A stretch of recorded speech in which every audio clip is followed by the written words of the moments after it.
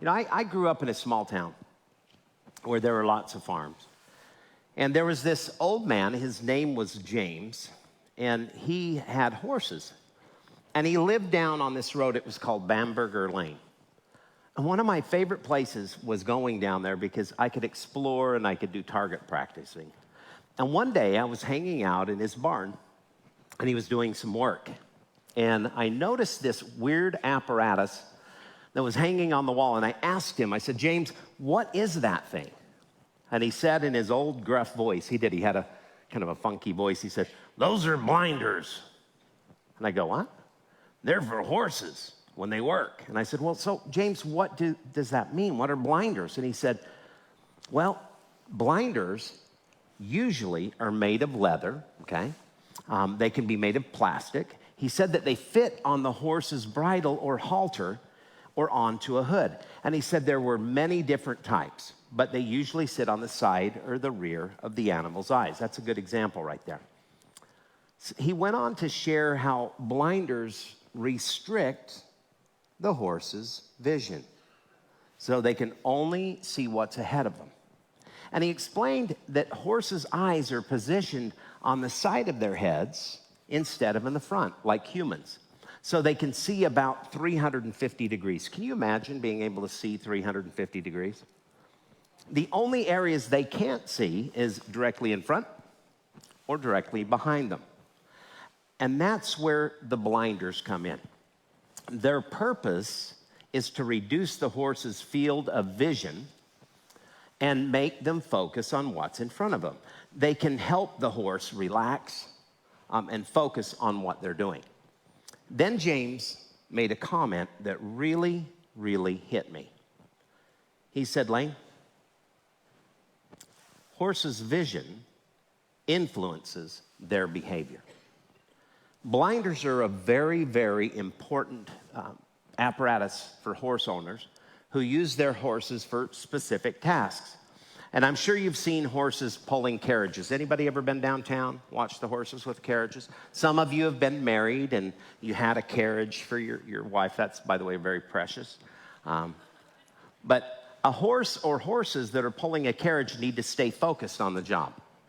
And if a horse is startled and by something that's happened around it, it could too easily get spooked. Have you ever been on a horse when it's gotten spooked? Yeah. Yeah, I have actually been bucked off a horse when they get spooked. Blinders keep the horse from getting distracted. Now, working horses, there's some working horses. They also use blinders. This is a similar set of considerations apply to horses that work on a farm, the plowing or doing other farm labor.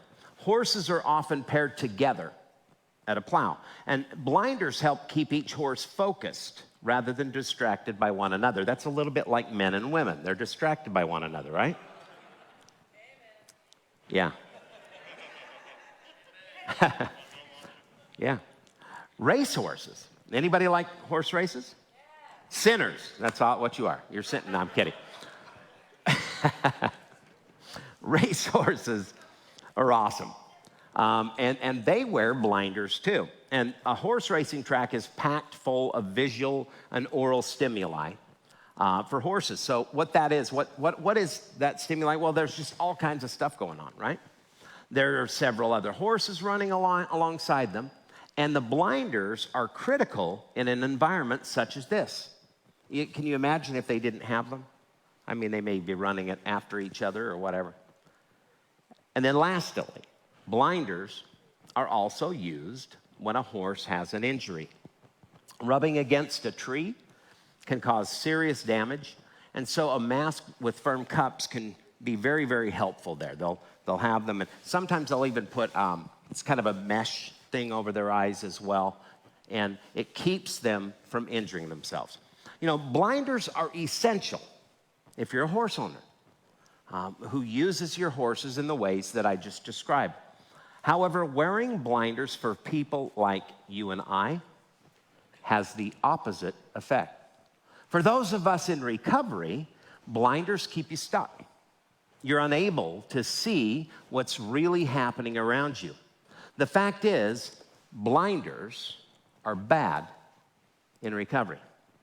Here's my definition of blinders. Blinders are barriers or obstacles that keep a person from having a realistic view of the gravity of the hurt, habit, or hang-up in their lives, a compulsion in their life. So they keep a person from seeing what's really going on in their life. Now, there are 3 types of blinders that we're going to learn about tonight that interfere with your vision. There are emotional, spiritual, and relational blinders. So tonight I'll share these obstacles with you, and then I'm going to give you some steps to remove the blinders from your life. Now, this is our very first gathering this year. So here's what I want you to do. What do I want you to do? I want you to do this. Grab this out first. I want you to take notes. If you're watching online, please get a sheet of paper and take some notes. This is going to be very, very powerful for you. But those of you who are checking us out because you've made a resolution to make some changes in your life, first of all, I want to welcome you. Are there any people who are willing to go, hey, I've made a new resolution? Anybody in the room? You're liars. You all have. We all have, right? And so we are excited that you're here. There's some of you who are returning after a hiatus, and we want to welcome you back. And then there are many of you who are continuing your journey of recovery, and you're back after this wonderful time during the holidays. We're excited you're here as well. In January, we are starting at the very starting point, step 1, which reads, we admitted we were powerless over our addictions and compulsive behaviors, that our lives had become unmanageable. Now, some of you are not even at step 1 yet. You're here because a judge sent you. The place that you're staying requires you to come. A family member or a friend has told you that you have a real problem. And here's the thing, you don't even believe it. You think that you're in control. Now, there's others of you. You're here because you're really hurting. You're not sure how to get over the past or a recent hurt. But you are here because you're at your wit's end. And some of you are here supporting your friend or your loved one. Well, here's what I want you to do. I'm going to ask every one of you, wherever you're at, have an open mind tonight. Really listen to this message. Tonight's message is for all of us, even those who don't have any problems. So do me a favor. Let's get out your outline, like I said earlier, and let's make sure we take notes. The first type of obstacle is the emotional blinder. The emotional blinder. Emotional blinders are emotions that keep you from even considering changing your behavior. They're based on feelings rather than facts. For example, fear blinds you by telling you lies. You say things like, it'll hurt too much. I don't want to take the risk. And you know how it's going to end up. People will judge you. You think those thoughts. How will you ever cope if you stop? Fear keeps you stuck. Anger can fester into a deeper emotion like bitterness and resentment. And resentment causes you to play the blame game. You justify your bad behavior because, after all, it's not your fault. You're not the problem. The key is to identify the emotion so that you can see what's actually affecting your perception. Emotions can often distort the facts. Jeremiah 17:9 says, the heart is deceitful above all things and desperately sick. Who can understand it? Emotional blinders hinder your vision, and your vision influences your behavior. The next is a spiritual blinder. A spiritual blinder is another obstacle that interferes with your vision. When you invite them to come with you on Tuesday nights, people scoff. They say, I don't have any problems.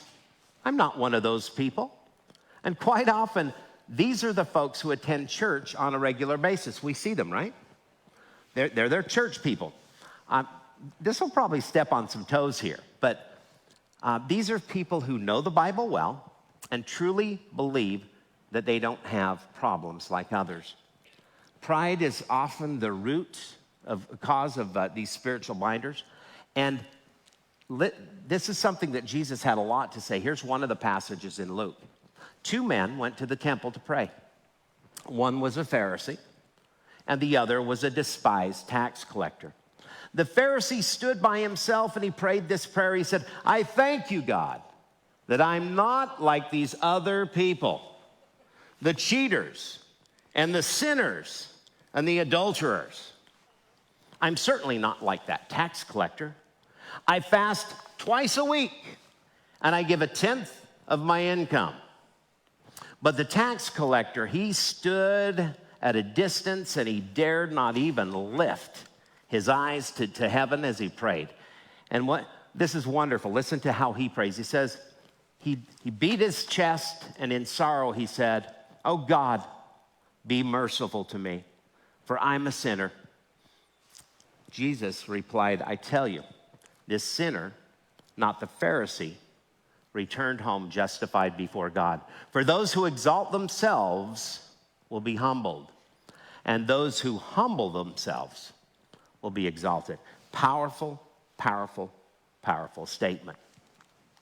Spiritual binders keep you from admitting there's a problem, for fear that someone might find out that you do have issues like everybody else.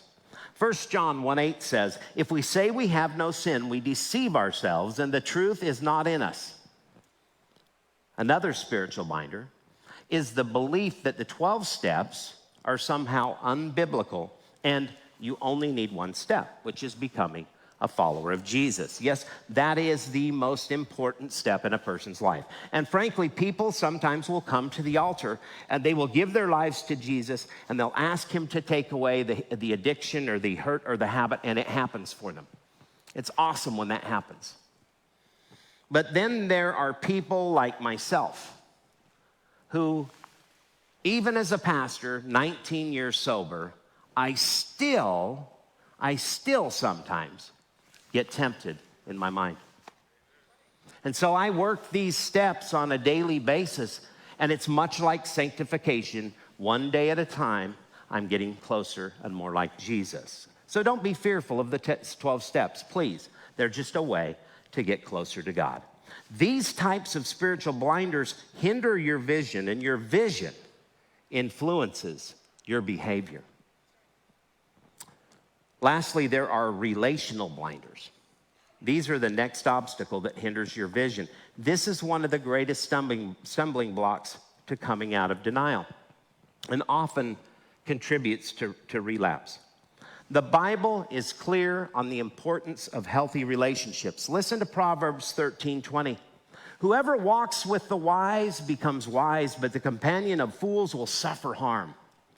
Most people who suffer from life-controlling behaviors or compulsions or some kind of an addiction spend time with the wrong people. How many of us have spent time with the wrong people?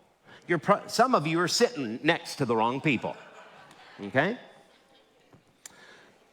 And yeah, don't nudge them, but you know who you are. And most of you have heard me say how many times that birds of a feather, they flock together. People tend to surround themselves with like-minded people. They minimize one another's dysfunctional behavior, and they become blind to the depth of their dysfunction. I've got to share one thing, and I'll pause. This isn't in my notes, but that was one of my biggest issues in my life. I connected with all the wrong people. People that would tell me, no, you don't have a problem. And my problem perpetuated itself. Dysfunction breeds dysfunction. Rarely do addicted people hang out with sober people. Codependents rarely spend time with interdependent people. Sex addicts don't like to spend time with healthy sexual behaviors. No, birds of a feather flock together. This is why healthy relationships with healthy people who are also on this recovery journey is so critical in order to remove your blinders and step out of denial. This is especially true in romantic relationships. Oh, I'm getting into your mail now. Yeah, I cannot tell you how often I see relapses, failed marriages, and completely unhealthy relationships when two people get together too early in their recovery journey. Family, if this is the only thing you hear tonight, listen to me. Not dating for 18 months will allow you to heal and grow in your recovery. Adding a relationship will only complicate the journey, and it'll create a relational blinder. Relational blinders hinder your vision, and your vision influences your behavior. You see, blinders obstruct your ability to see how really bad things are and how your bad behavior and your coping mechanisms and your character defects, how much they're affecting you. They keep you stuck in denial and unable to address that hurt, habit, or hang-up. So here's the question. So, Pastor Lane, I hear what you're saying. I've got blinders on. How do I remove these blinders in order to get unstuck? Well, it's really quite simple. First, admit it. Admit it. Stop pretending that you don't have any problems. Come out of denial and admit that you've been wearing blinders that have kept you from seeing things as they really are. Admit that you've been in denial about your drug use or your alcohol use. Admit that you have a problem with porn and you need help. Admit that you have a spending problem, ladies or gentlemen, and as a result, you've got tons of debt. Admit that you're an enabler that continues to save your loved one from experiencing the consequences of their bad decisions. Admit that you've been abused. Admit that you've abused others. Admit that you need recovery in your life. Listen, just admit it. Proverbs 28:13 says, "Whoever conceals his transgressions will not prosper, but he who confesses and forsakes them will obtain mercy." Once you've admitted you've been in denial and you have a hurt, habit, or a hang-up that needs to be addressed, next you need to begin your recovery journey. This is extremely important. Stop putting it off and start the healing. How many times have you said that you were going to stop? How many people have said, I'm going to stop 100 times? 1,000 times, right? An incredible ending starts with a strong beginning. You need to write that down. An incredible ending starts with a strong beginning. Ephesians 4:22 tells us to throw off our old sinful nature and your former way of life, which is corrupted by lust and deception. Instead, let the Spirit renew your thoughts and attitudes. Put on your new nature, created to be like God, truly righteous and holy. You know, most of you know my son, Greg. There he is. He's a good-looking fella, ain't he? I love that guy. You know, like many of us in recovery, Greg had a really hard time admitting that he had a problem. By the time he finally started his recovery journey, he'd been addicted to alcohol for 17 years of his life. He wasn't, even at that point, he wasn't even ready to admit or begin his recovery journey until he had spent a considerable amount of time in jail, several years. He had burned every bridge imaginable. He'd severed every relationship that was important to him in his life. He'd been homeless. He was virtually unemployable. He was sitting in a county jail facing 3 years in prison. By the way, he still wasn't ready, even at that point. But I convinced the prosecutor and the judge to allow me to take Greg to a place called Mercy House Ministries in Moss Point, Mississippi. And I'm going to pause and tell you, when I pulled up, I mean, it was a dingy looking spot. It was, hey, I'm telling you, it was not the Hilton. And as we walked him in there, he was scared to death. Mercy House was a part of Teen Challenge, where Greg would spend the first 5 months of his 14-month program. And after he graduated the first phase, he went to Teen Challenge in Cape Girardeau, Missouri, for 11 more months. And I think I probably have a pic of that there too. Greg managed, yeah, look at that. By the way, he graduated, here's the deal. He managed to turn a 14-month program into a 16-month program. Yeah, he did that. But is that awesome or what? I'll never forget that day. Today, Greg has been married for several years, and he has been sober for 5 years. It's pretty amazing. You know, he has a wonderful wife, Katie, and he's begun the process of mending his relationships with his kids. You know, here's a picture of Greg with Katie and his oldest son, Maddox, and his youngest son, Joey. And look at that. Isn't that cute? Makes you throw up in your mouth a little bit. It's so cute, huh? Yeah. You see, Greg admitted he'd been in denial. He began his ongoing recovery journey. By the way, Greg is faithful to come to recovery meetings. He's faithful in his attendance at church. He's a good man. I'm super proud of him. I am.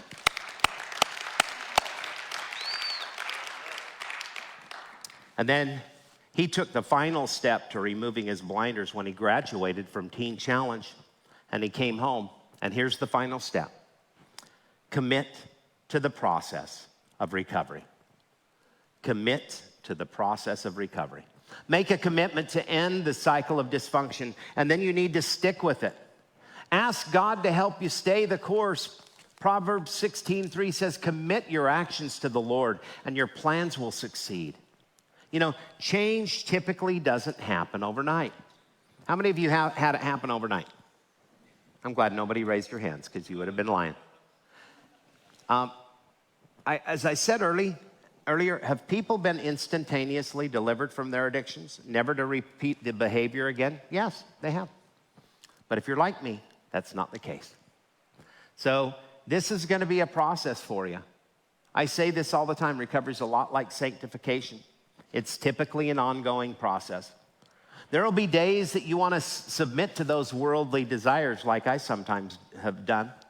And you want to have that drink, smoke that joint, look at that porn, rescue that loved one, buy that blouse that you certainly don't need, or have sex outside of marriage.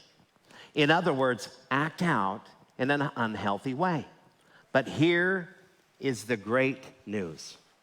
You don't ever have to relapse again. Do you hear me? Ever. Ever. We have a surefire way to do this, and that is to stay the course. We have an insurance policy that will keep you healthy. You know what your insurance policy is? It is you working your recovery.